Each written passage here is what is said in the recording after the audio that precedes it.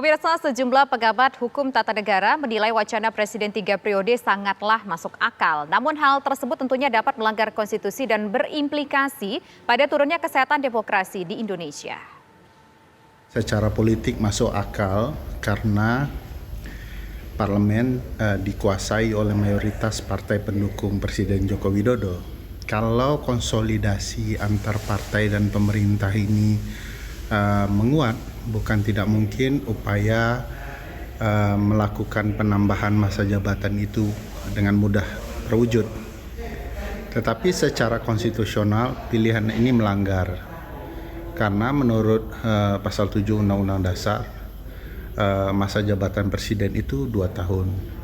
Secara sejarah memang sengaja di dalam sistem presidensial pilihan Indonesia pembatasan itu dilakukan karena menyadari godaan terbesar seorang presiden adalah menambahkan masa jabatannya, dan godaan yang sama pernah terjadi kepada presiden-presiden sebelumnya dan bukan tidak mungkin juga menggoda Presiden Joko Widodo dengan berbagai alasan, dengan berbagai teknik untuk memaksakan penambahan masa jabatan menjadi 3 periode.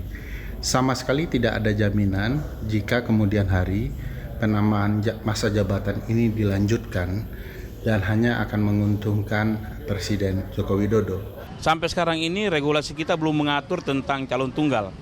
Di Undang-Undang Pemilu tahun 2017 mengatakan bahwa calon presiden itu harus diusung oleh minimal peraih 20% kursi di DPR, dan sampai sekarang ini hanya PDIP yang meraih itu. Selebihnya partai-partai lain itu harus bergabung menjadi untuk bisa mengajukan calon presiden. Nah, ketentuan juga mengatur bahwa kalau mereka tidak mengajukan calon presiden, maka mereka akan dikenai sanksi, tidak akan diperbolehkan ikut pada pemilu selanjutnya. Konstitusi kita juga tidak mengatur tentang 2 periode, maksimal 2 periode.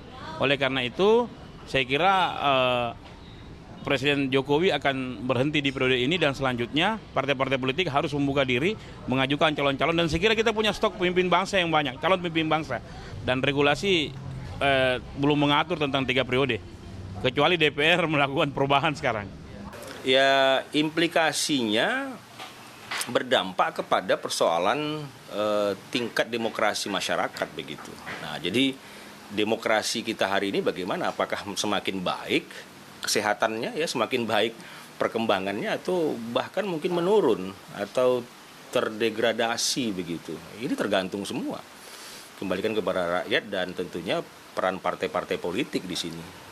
Ya, pemirsa, itu suara dari sejumlah pakar hukum tata negara dari sejumlah universitas di tanah air. Nah, saya ingin ke Bang Kodari. Bang Kodari, ini tampaknya mayoritas mempertanyakan urgensinya calon tunggal ataupun juga presiden 3 periode. Dari beberapa poin kita dapati, misalnya adalah amandemen atau maksudnya yang pertama konstitusi. Kemudian yang kedua juga saya catat tadi adalah soal kesehatan demokrasi di negeri ini bisa mundur kalau cuma ada 1 calon tunggal atau presiden 3 periode. Sekarang kesehatan itu kan macam-macam, karena ada kesehatan, kalau manusia nih ada kesehatan mata, kesehatan gusi. Kita langsung ke demokrasi nih, Bang. Tidak berbicara soal kesehatan secara fisik. Supaya mudah dipahami oleh penonton.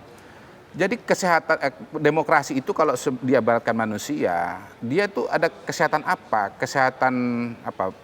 Kebebasan berbicara tetap ada. Tapi menurut saya begini, demokrasi yang saya jadi concern sekarang ini kesehatannya itu adalah soal bagaimana kemudian hoaks, kebencian itu potensinya itu akan luar biasa. Dan Anda memang merasa luar biasa. Kalau lebih dari 1 calon bisa menimbulkan hoaks, bisa menimbulkan kebencian? Oh tidak, karena kalau 2 pasang, ya, dan pasti dalam konteks politik Indonesia sekarang ini, salah satu nanti akan dilabel calon Islam, 1 calon nasionalis. Nah, pada titik itu kemudian pertarungan menjadi sangat panas karena sudah melibatkan isu-isu sektarian. Dan jangan dibantah, jangan naif, ya, termasuk teman-teman saya akademisi gitu ya, jangan naif. Realita 2014, 2017, 2019 adalah fakta yang nyata gitu. Dan Anda tahu nggak, sadar nggak ya bahwa sebetulnya Indonesia ini sekarang secara elektoral itu sudah terbagi 2. Kalau lihat hasil pemilu tahun 2019 itu makin mengental. Ya coba Sumatera Barat 86% Prabowo, ya Aceh 85%. Kemudian Bali Jokowi 91%, NTT 88%, Papua 90% Jadi sebetulnya Indonesia ini, pemirsa sekalian, sudah punya jalur Gaza di tengahnya. Nah, harus ada mekanisme untuk mencegahnya ini terjadi gitu loh. Kalau Jokowi Prabowo dipasangkan, tidak ada ruang bagi yang mau main-main dengan isu agama, memberikan stempel kepada calon tertentu sebagai calon Islam, keluar ayat, kemudian nanti ada katakanlah 411, 212 begitu. Oke, baik, itu kesehatan demokrasi yang sedang saya jaga. Oke, baik. Kesehatan demokrasi yang sedang saya jaga. Bang Refli, justru kita ingin dengar suara Bang Refli. Bang Refli justru katanya kalau cuma ada satu calon doang nih Bang Refli justru bisa menjaga kesehatan demokrasi. Iya. Gimana tanggapan Anda Bang Refli? Ya, itu kan menurut pendapat Kodari. Bang Refli gimana pendapatnya? Kalau pendapat orang lain kan berbeda, ya kan? Jadi begini, kita tahu bahwa masyarakat kita sedang sakit kan, kita mencari obat panacea. Dalam perspektif Kodari, panaceanya adalah Jokowi Prabowo disatukan. Tapi bagi saya enggak, bagi saya panaceanya adalah dibuka pencalonan ini agar presidensial threshold dihilangkan misalnya. Lalu demokrasi kita agar lebih baik, pemilu yang jujur dan adil itu betul-betul ditegakkan. Misalnya penggunaan state apparatus, penggunaan financial resources, kecurangan dan kekurangan pemilu itu dibenahi. Karena problem-problem ini kan nyata sesungguhnya. Kenapa misalnya banyak protes terus menerus? Salah satunya adalah karena pemilu kita curang. Kalau pemilu kita jauh lebih demokratis, ya, misalnya penyelenggara pemilunya bagaimana menjaga netralitas sebaik-baiknya, menyelenggarakan pemilu yang sebaik-baiknya, saya kira masyarakat akan berkurang jauh resistensi terhadap hasil pemilu. Tapi sekali lagi, saya menghormati dari sisi aspirasi ya, tapi panacea atau jawaban terhadap penyakit yang sekarang kita timbulkan atau muncul di masyarakat, saya tetap tidak setuju kalau obatnya adalah memasangkan Jokowi Prabowo. Kenapa? Sekarang saja misalnya ketika Prabowo sudah menyatu di dalam kabinet ya, tetap saja ada orang-orang dan banyak ya suara-suara kritis yang menginginkan kepemimpinan baru misalnya. Nah, kalau saya jalannya moderat.